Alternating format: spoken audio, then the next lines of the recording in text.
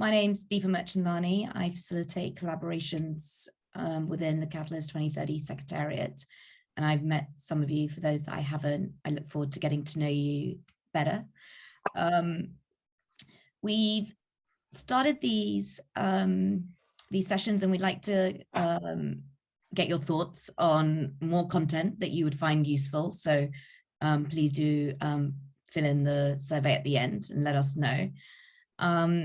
But really the intention is to how can we foster better, deeper, and more meaningful collaborations across the community. And so today I'm super thrilled to have Jacob Mathew, who is CEO of Industree Foundation and Region Earth. Now, there is a very full biog, some of which you have read, which has enticed you to share your time with us today. And when I was asking Jacob about how would I describe him best, he and the team were very humble, and he was like, keep it short. And he said he spent his life changing business through design and now designing to change business and the way that it's done. And then I asked for like, is there anything else that I can tell people that people don't know about you? And everybody's been very coy. So what I will share is from a personal reflection is that whenever I've shared space with Jacob, however large or small the room in this virtual world, I've always been provoked to think better. And I've always gone away thinking I could do better. And so that's my personal reflection that I thought I'd share about him. And I hope that you all enjoy the next 90 minutes. So Jacob, I hope that's an all right introduction. Short enough. Thank you. Thank you. You know, whenever I do one of these sessions, I start from a position of abject terror because, but somehow it pulls together at the end. So let me tell you that right now I am quite terrified, but let's start. I think there's a lot to cover in a very short period of time. And I'd just like to make a few disclaimers to start with. One is that as a sort of a pioneering design firm in India, we spent a lot of time trying to explain what design was.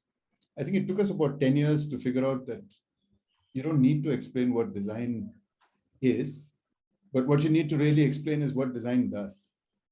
I'll use the same method here. Talk about what design thinking does rather than what design thinking is about. And I would say the same thing about social entrepreneurship. In a recent meeting that many of us were in, we were trying to explain what social entrepreneurship is all about. And I believe those definitions can be set aside, although I'm going to attempt to make a definition. Sorry about that.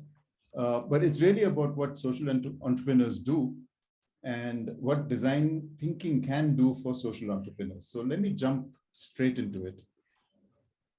I'm going to attempt doing this. Hopefully it will work. Yeah. You see my screen without seeing anything else, right? Fantastic.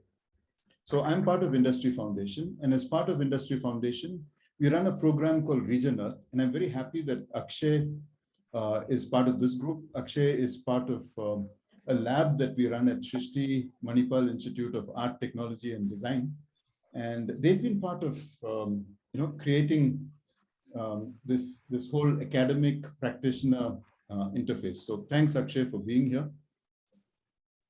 We're going to talk about design for collaboration and design thinking for collaboration. So I've broken up, I'll be taking 35 minutes to explain this with about 27 slides. So we're going to whiz through it, literally. And then we're going to go into a breakout activity, split up into 3. And then we have a short time for wrap up and questions. What I would request is that if you have any questions, just put it into chat and I'll try and answer it during the breakouts.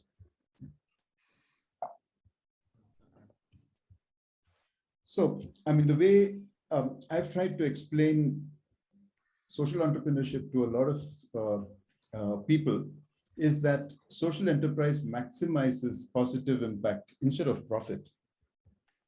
But we have to do it profitably.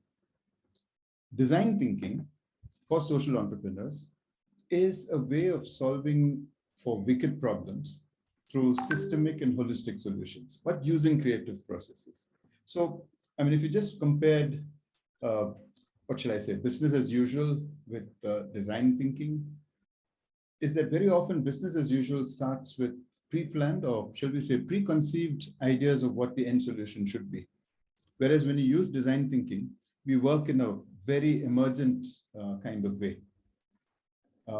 This requires doing and then figuring out. So there is a quotation that I found somewhere, which was, normally we do this activity of readying oneself, ready, aim, shoot.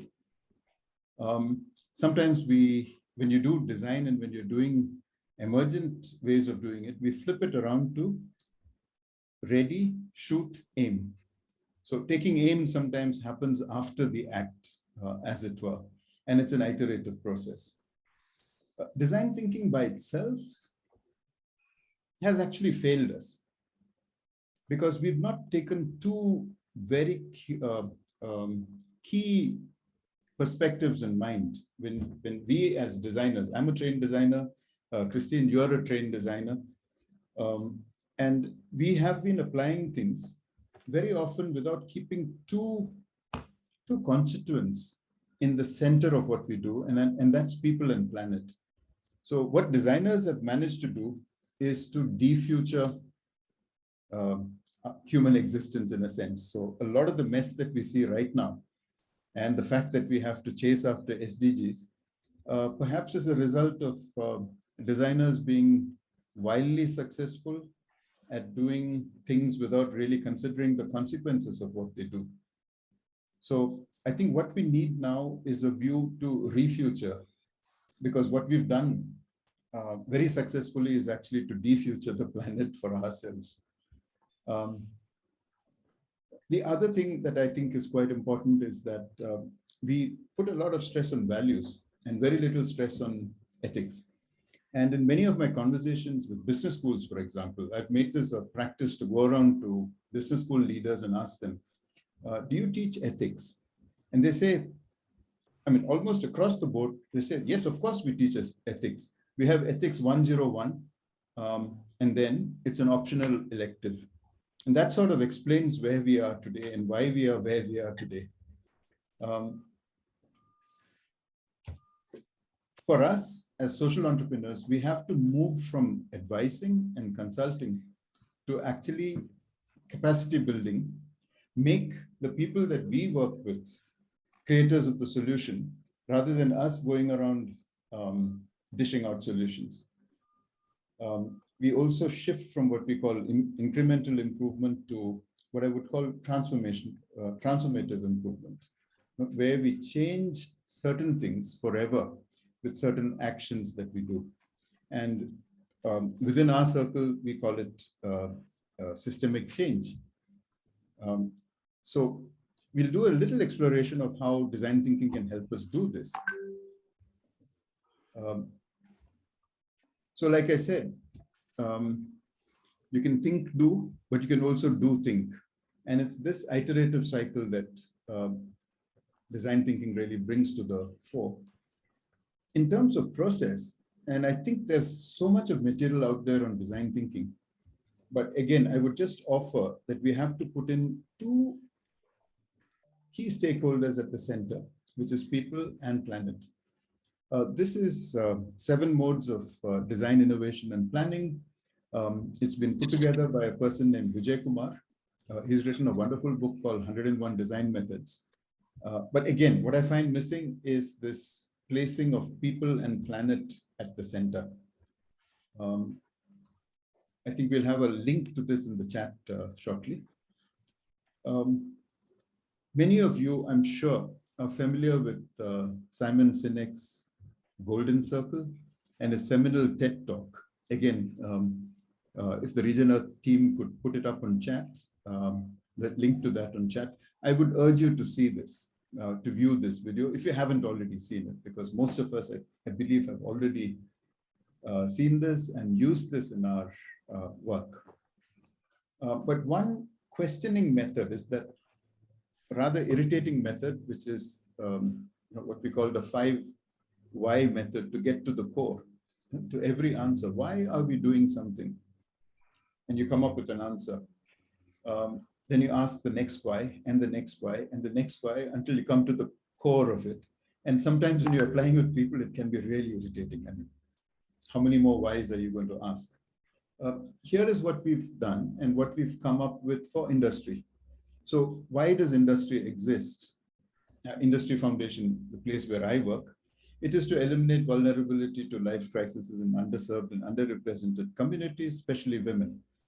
How do we do it? We do it through economic and gender empowerment, through regenerative enterprises. And we've got a method that we call the 6C model of enabling, enabling ecosystems. I'll come to this in a little while later on in my presentation. And what do we do? What we do is producer companies, we make products for global brands like IKEA, and we hope to be doing it for people like Carrefour and so on. So that's Industree's golden circle. And I would urge you to actually watch the video, look at how it works for enterprises such as your own. Now, design thinking talks a lot about empathy, and there are many types of empathy tools that you use. Observation, fly on the wall observation, shadowing, a day in the life of, using video ethnography, 5 whys, as I mentioned earlier. Put ourselves in the shoes of the user, but also look at extreme users, and then do devices like self-immersion, role-playing, and so on. But let me just go into some examples of this. Now, this is, I guess all of us here are familiar with the business model canvas. So now there's a canvas for just about everything that you can think of. So this is the empathy map canvas. I think it's an extremely useful tool, but it's sometimes useful to work with our user constituency and look at who they are, what they need to do, what are they seeing around them, what do they hear from around them, what do they say, what do they do? But I think the most important thing is, what do they feel? I just want to move on to a couple of examples of how we've used it in our work. So we talk about deriving insights from deep immersion and deep listening beyond hearing, and looking and seeing beyond looking. Sorry about the typo there. Looking at the signals, making those connections, and finding the signals in the midst of all the noise of sensing that we do, making connections, finding patterns and framing. So I'll just give some examples of how we've done this at Industree and in some of my work. And I'd like to just touch upon 3 principles that I learned from a mentor of mine, Dr. Paul Polak. He had started something called International Development Enterprises. I worked very closely with him for the last 10 years of his life. And he used to tell me, and this is something that we sort of built together over the 10 years that we worked together. And I called it the Paul principles, like the Peter principles. So one of them was, don't bother if you haven't spoken with at least 25 customers or end users. As a designer, I said, that's a very small number. Why just 25? Why not 100? He said, one caveat, with the first user or the first customer that you have, spend at least 6 hours with them.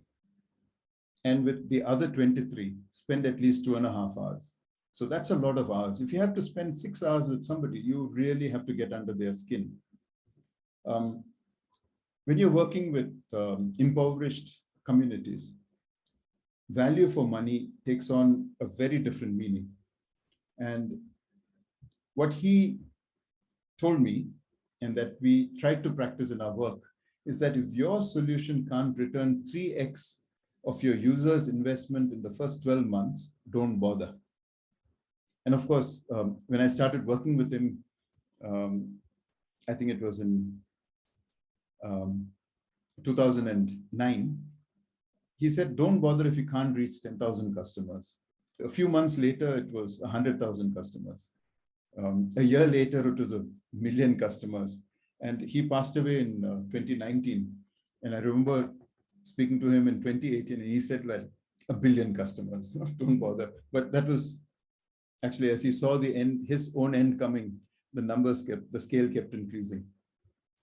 When we talk about being with the customer, following the customer journey is a very, very important piece of what needs to be done. This is an example of something that my design office has done. And we sort of look at what people, if you look at the bottom bar, we have these emojis of different stages of a customer's journey through an activity. Here it is actually the shopping experience in a supermarket. And these emojis kind of help us figure out what's working and what's not, what's just about okay, what is really downright displeasing that probably needs to be attended very quickly. So let me just walk you through deep immersion that we did in villages in Eastern India. Paul and I had started a company that sells safe drinking water in small villages. So I did a survey of going to a village with 200 households and then going door to door and asking people in those households. We had tested the water sources in the village and we found it to be laden with bacteria. And a lot of it was fecal bacteria. But every house that we went to had people telling us that we don't fall sick. And we asked them about whether they had dysentery or diarrhea in the last 6 months, and they said never. Then we refined our question and went around asking them if they had diarrhea in the last 3 days. Day before yesterday, yesterday, and today. Have you had diarrhea or a loose or upset stomach? And they said no. Looking at the results of the water test, we figured that that couldn't be true. So I went out. Now, this is a village in Odisha before the government of India's Swachh Bharat initiative, which was to stop open defecation. So we went to the village, well, how can I describe it? Shitting fields, where people go out. And we examined what was there in the field. And I can tell you, I did not find a single solid turn. It was all pools of excrement. And it said that literally everybody in that village had some form of chronic diarrhea. But what the villagers considered being ill was being so sick that you had to be taken to hospital. So we referred to this as, we became what we called shitectives, because we had to go and see the shit to figure out what was actually happening there. But when we talk about immersion, it means following through, and the day in the life became very important. What is the day in the life of a person? And when we spoke to women, and we had our women team members who spoke to women, and one of the important rituals of the day was to go out to the fields for their ablutions in the morning, because that was also the only time that they got to talk to each other, because the gender system in the village doesn't allow women to go out of the house very far. Paul and I went to the house of a woman, and because we were honored guests, we were offered lemon juice with the water that we had sold her. All the men, so we were sitting with the husband and 2 of us. We got glasses of, we got lemon juice made in glasses.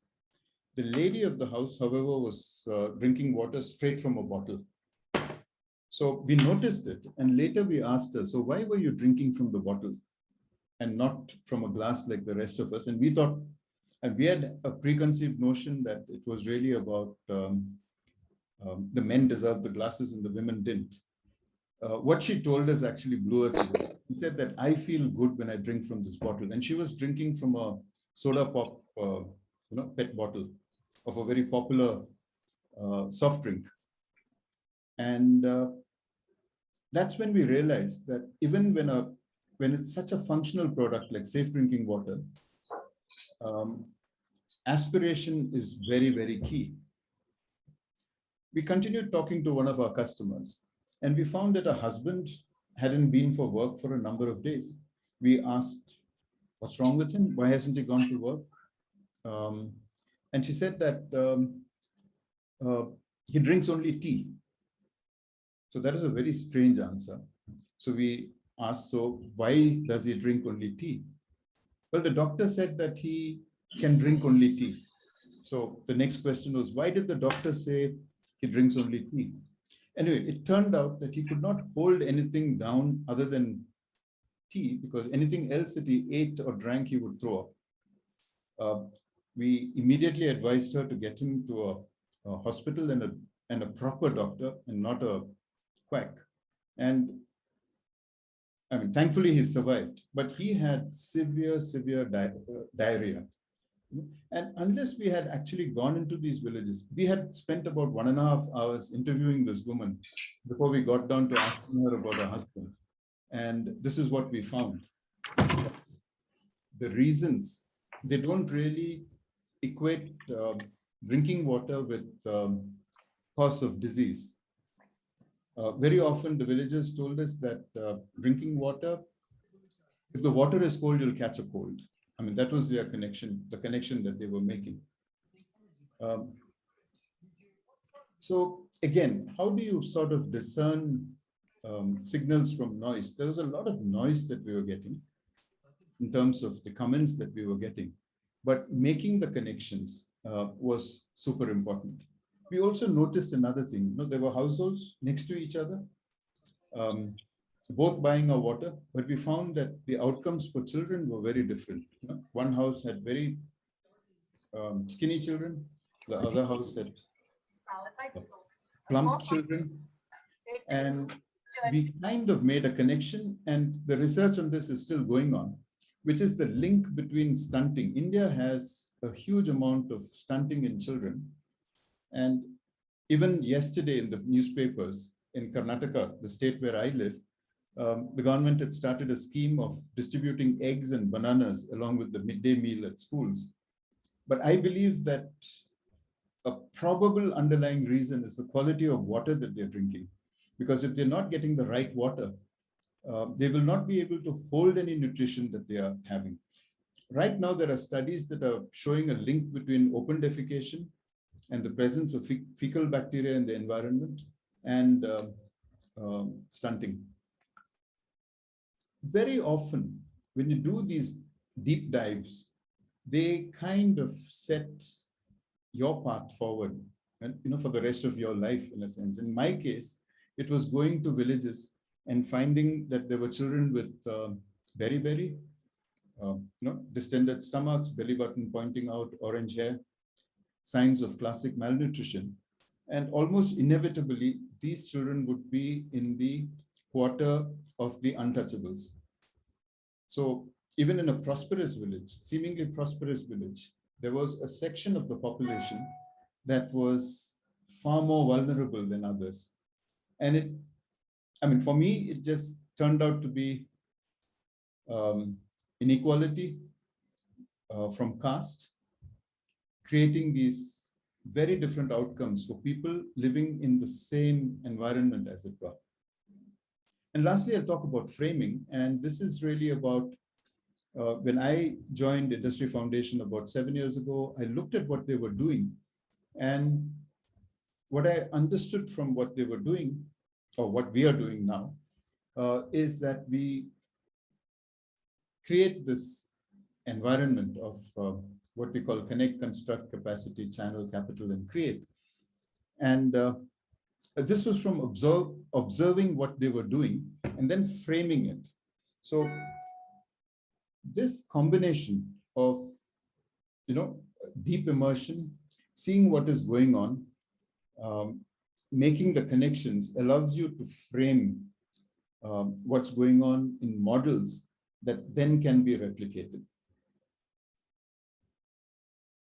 I now move into the second part of what I wanted to quickly touch upon, which is on co-creation. As leaders, and often as people in the know, we like to be solution providers. But if you really want to make impact at scale, can we instead be the catalytic influence that allows communities to be solution providers? The picture on the on the right of my screen is Maya Health. This is an organization in Karnataka where women, along with leaders from, designers from Shrishti, the school where Akshay and I work in, came together, sat with the community, and came up with a healthcare system. So the woman in the green uniform actually has a tablet, and she goes around to her customers who are typically people with some kind of chronic illness like diabetes. Here she's doing a blood sugar test, and she earns, this test, for example, she charges her customer 20 rupees per test. They have a subscription model. And if the sugar parameters or blood pressure parameters are not in line, then they arrange for a consultation with the doctor. Now, this is a system where these women in the village have actually co-created a system. The application that they use is actually co-created by them using paper prototypes with design students. And they now have a business where they actually earn money. So each of these women work for something like 2 hours a day, and they earn about 2,500 to 5,000 rupees per month, which is significant if you're living in a village and you're working part-time and are a woman. I love this statement by one of our colleagues in Catalyst 2030, Tim Hansted, who said that talent is universal, but opportunity is not. And how might we co-create opportunities for all?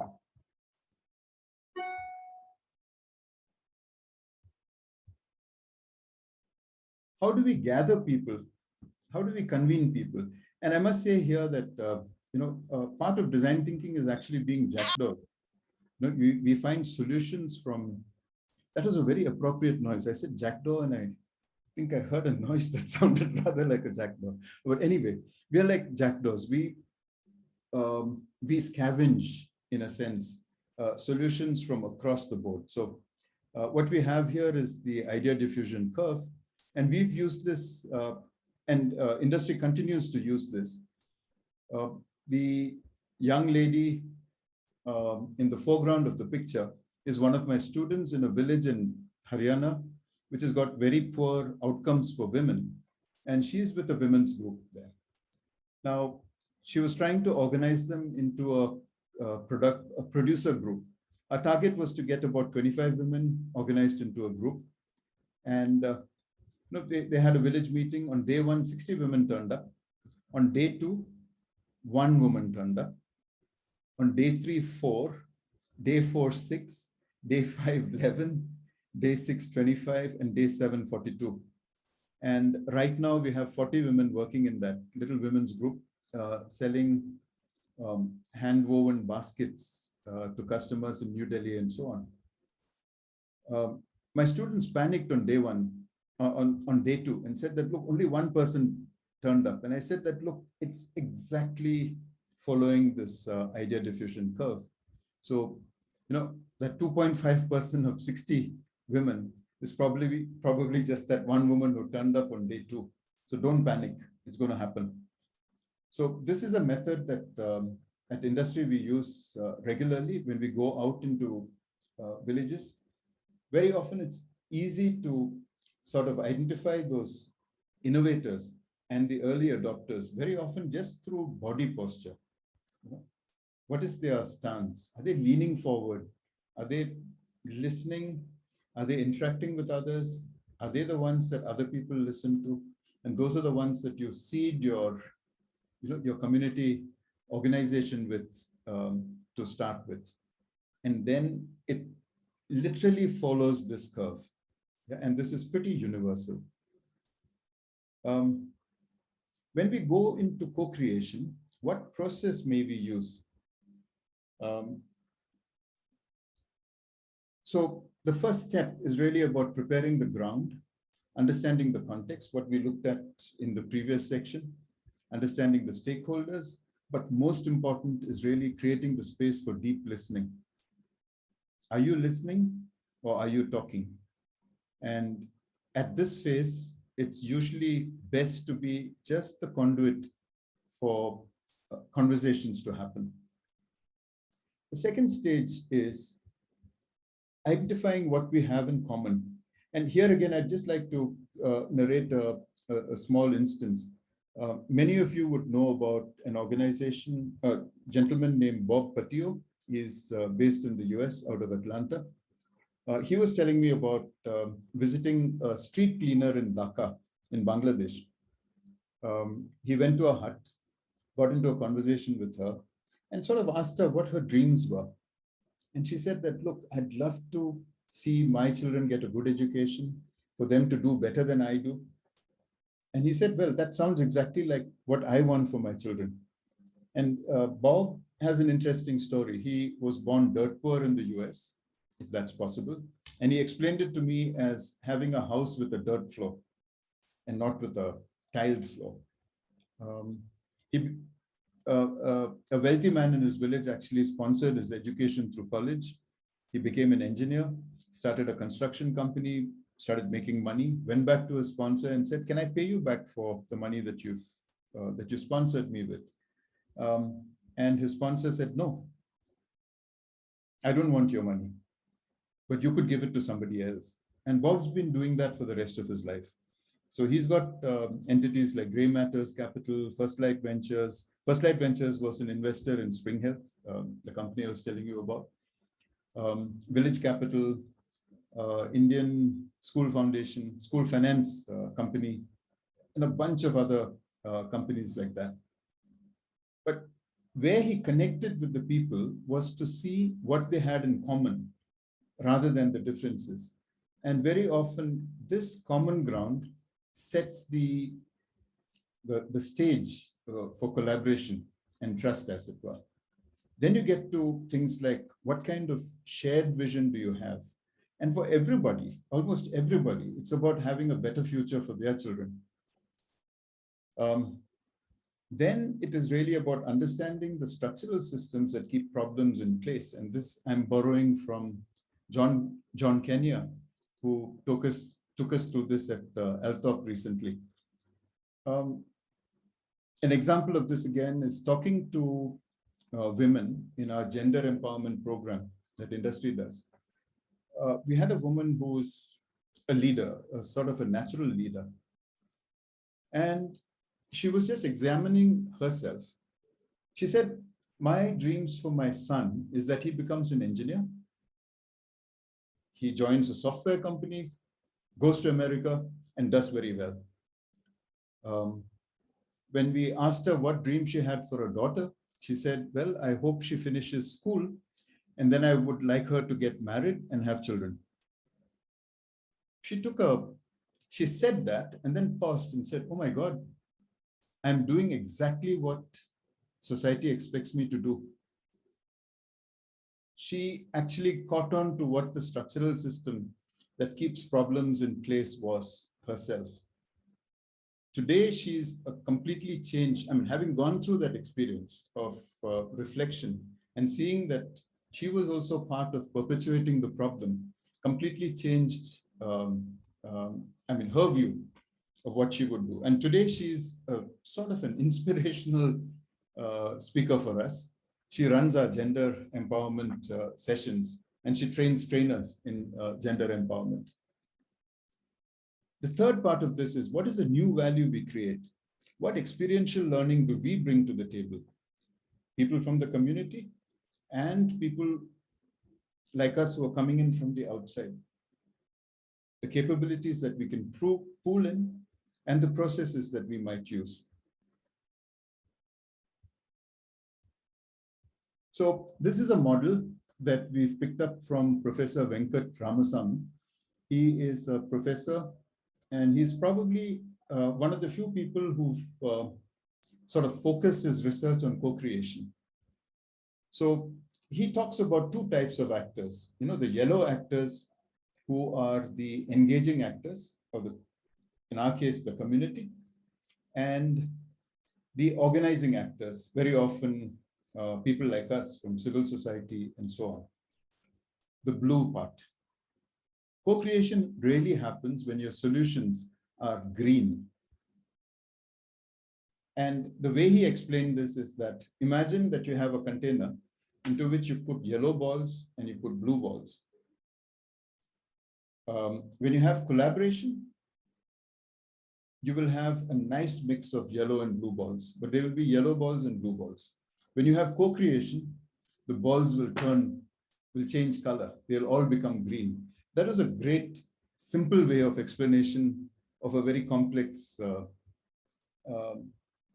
model that he had done, being an academic. So he talks about organizing actors, which could be the public, government, the private sector, or the plural sector, or the civil society, as it were. You have the engaging actors, which is the people, or the community. And then we have the pooling of resources. And through this,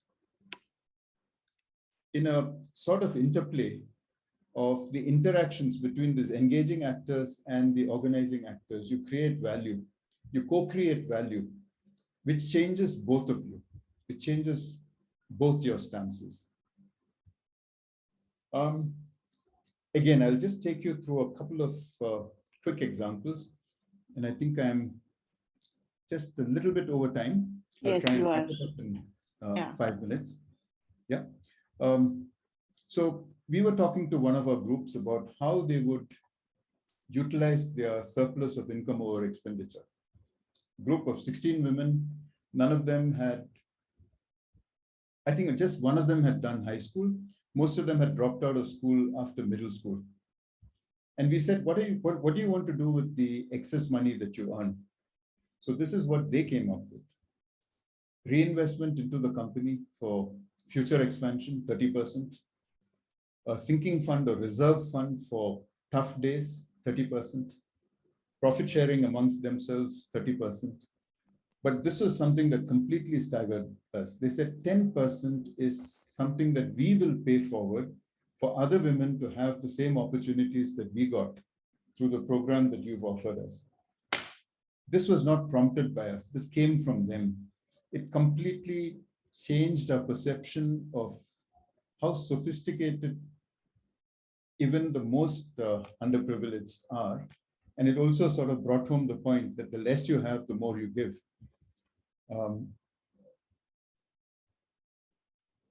We work with artisans, and as part of our training program, we have something that we call the 4Y training program, which is empowering yourself, looking after your family, nutrition, hygiene, etc., savings, education for your children,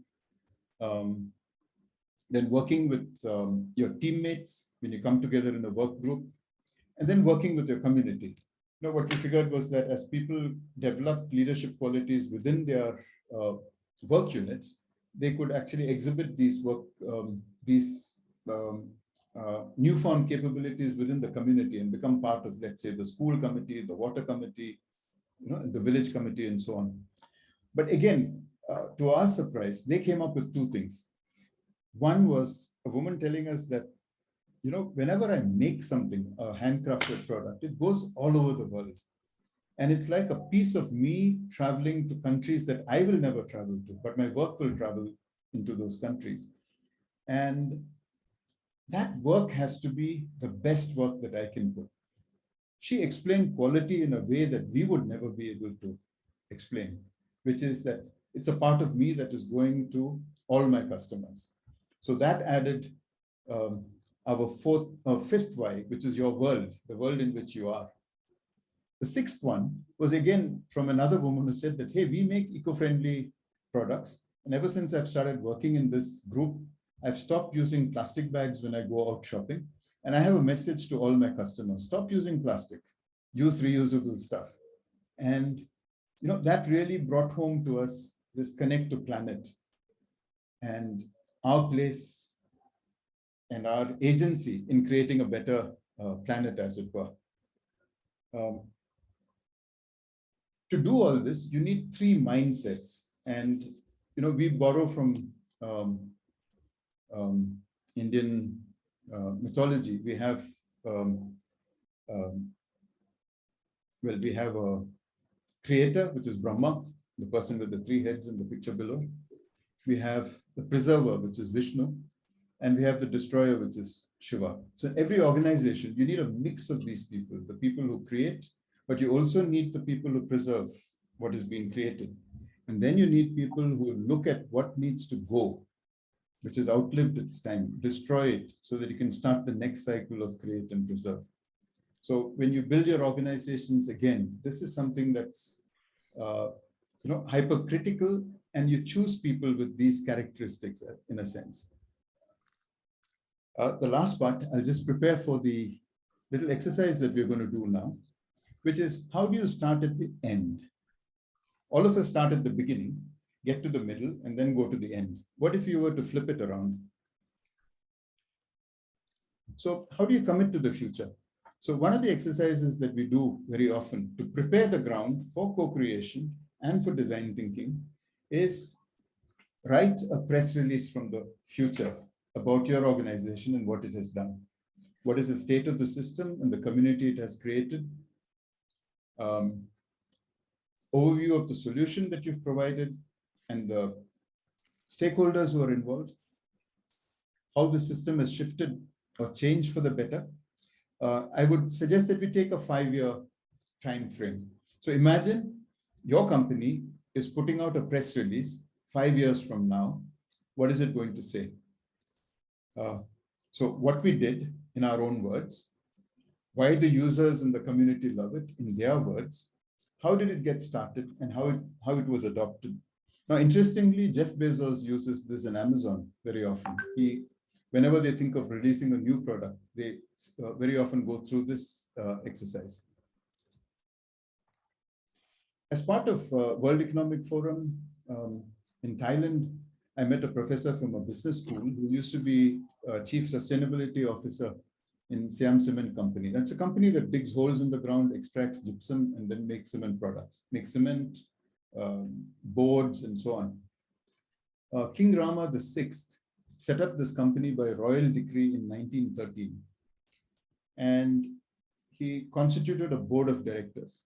And then he directed them to go and meet the head abbot of the Buddhist Theravada sect. So these board members were completely perplexed. They said, we are business people. Why should we go and talk to a monk? He said, no, it's an order, go talk to the monk. So they went to meet the monk. So the monk said, ask them, do you have a business plan? They said, yes, we have a 3-year financial projection. He said, no. I want a business plan for 100 years. They were really staggered, but they went back and actually did that. One of the things that came out of that 100-year business plan was that Siam Cement Company is the first mining company in the world that covers up after it mines. So here you have 2 pictures from Thailand. One is during the mining operation, and the other is after the mines have been exhausted. Now, they did not consider this to be an external cost because they did a 100-year vision. And in 100 years, you're not thinking about yourself. You're talking about your great-grandchildren. And what you started may not even be anymore with your family. So you have to think at a very, very different scale. And that's the power of a 100-year vision. So that's the second activity that we will do. So it's like you're looking out of a telescope 100 years from now. What is your company? What is your organization? What are the communities that you're doing 100 years from now? What would you need to do 50 years from now, 10 years from now, and 5 years from now? So you work this backwards. In Industree, we set a goal. We did this 100-year exercise, and then we came down to where we wanted to be in 10 years. Until then, starting from where we are and projecting forward, we said that in 10 years, we needed to be working with 30,000 women. But after we did this 100-year exercise, we figured that we should be working with 3 million women at the end of 10 years. And that's the goal that we're working to right now. And the last one is fun, but it's also difficult. Imagine you're 90 years old and you know that you're going to go. Your little granddaughter, great-granddaughter, skips into the room and asks you, so what did you do in your life? Now you have to tell your great-grandchild, who's 6 years old, what you did in a very short period of time, because kids don't have a very long attention span. You probably need to do a story, no jargon. And one thing that you have to remember is don't give them advice. They asked you a question. What did you do? So you have to tell them what you did, and you cannot tell them what they should do. So these are the 3 little exercises which sort of put us in a frame for thinking long term. So we'll move into breakout groups now. And this is the time that you have. When you go into the breakout groups, take 5 minutes to introduce yourselves to the other people in the room. Take 10 minutes to do the press release from the future, 15 minutes for the 100-year vision, and 5 minutes to tell your grandchild, and try and share while you're doing this. Yeah. So shall we move into the breakouts? If you have any questions from what I've said so far, just put it into chat and I'll keep answering them as we progress. I'm not sure. I have to say, thinking about 100 years down the line, actually really difficult on a Friday afternoon. So thanks for that, Jacob. But given, I know that we're coming to the end of our scheduled time, but hoping that some of you can stay, because I'm hoping there are questions and reflections from the exercise, but also from Jacob and his presentation earlier. So Jacob, are you good to do some questions, reflections, thoughts? Sure, I'm available, but it's also Friday evening for everybody. And we're getting into the season. So, yep, I guess we can take a couple of questions. A couple of questions to round off your Friday afternoon, mornings, afternoons, evenings. Any thoughts on what you've experienced over the last 90 minutes? Vicky's still writing. No, I'm not. I've stopped. Ava, would you like to share? Sure, but mine is a question, and it's a question to everyone on this call and to all Catalyst staff and people involved in Catalyst, is where do you see this work taking Catalyst in the next 5 and 10 years? Well, there's a strategic plan for the next 3 coming our way in the new year. So I don't want to speak for the Secretariat. So I'll let all of you as members share your desires, which you've all been doing over the last few months, but I can talk about 5 years because I had Alan in my group and Melissa. So we were looking at the press release from the future. In 5 years from now, 2026, Catalyst is 1 million members strong. 30% of the sustainability funding of the work, sustainable funding in the world is actually channeled through Catalyst members. And we are on our way to getting 2 million members. I mean, there is just one part of the press release. Wow. On 100 years, it is that we are out of business. We've done our job. Everything's good. I like that. So we had Alan and Melissa, in the group that I was in. So we got a spectrum of age cohorts as well. Nice. Any other questions or thoughts or reflections? Yes, more of a reflection. I've learned a lot today. I have a lot to unwind. I think I have this Word document that's amazing. You know, so a lot to think about and digest. Thank you so much, Jacob. The systemic, you have unraveled this system thinking for us, and in just 1 hour time, it's so helpful for us. Thank you so much. Welcome. That's nice. Anybody else? I think you floored everyone a little bit. There's some big questions that have been asked. Claudia, any reflections? Yes. It's so amazing to think, because we are so like mortal in a time frame that 100 years. It's like, wow, why should I think that? But that is another reflection. And thank you, Jacob, for this amazing session. That is another reflection that we must enter. Like, we tend to act very short time, and some things are, very long time and for the future, and having that type of plan. When we see things wrong today and we look back and we only wished if those governants of those people were only thinking ahead of their moment, that present living moment. So I truly enjoyed analyzing perspectives in 100 years. Yeah, I was watching Claudia. Claudia had a big grin on her face as she was doing this exercise. Anything else before? Otherwise, we will close and wish everybody great weekends. Jacob, any final words from you? Yeah, I'd just like to say thank you to everybody for attending the session. And maybe I can just end with something I was sharing with Alan and Melissa.